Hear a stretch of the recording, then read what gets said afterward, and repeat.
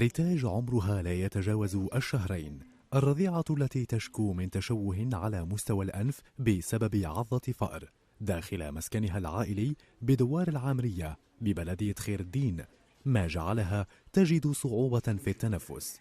نهار 10 أيام جون غسلت لها بدلت لها خرجت برا وما دخلت 10 دقايق لقيت الطبق اللي كلاتها مني فيها. هيا قدمناها وكتناها هيا رفدنا هدينها لنا وكانت وحدها. البيئة التي تعيش بها ريتاج مرتع لمختلف الحيوانات التي تجد سهولة كبيرة في دخول المنزل وكذا الغرف، وحالة ريتاج تتطلب اليوم عملية جراحية بمبلغ مالي يقدر ب500 مليون سنتيم. عاد في الطبيب ثم قلت لهم جيب لي طوفه، قال لي اكيد بالك قاط بالك نقولوا بالك، قلت لهم لا طوفه ما يقول.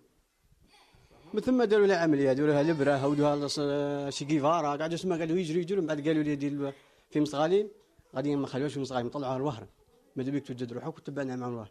طلعت معهم الوهر ورا مين سقسونا وكاع نقولوا خارج تونس وهذه تاع الترك وفرنسا، قالوا لهم ودي نديروا لها العمليه. شحال داروا لكم عمليه؟ العمليه قالت تقرب 500 مليون. آمال الطفلة ريتاج معلقة على ذوي القلوب الرحيمة، لكن وضعية عائلتها الاجتماعية وقفت عائقا.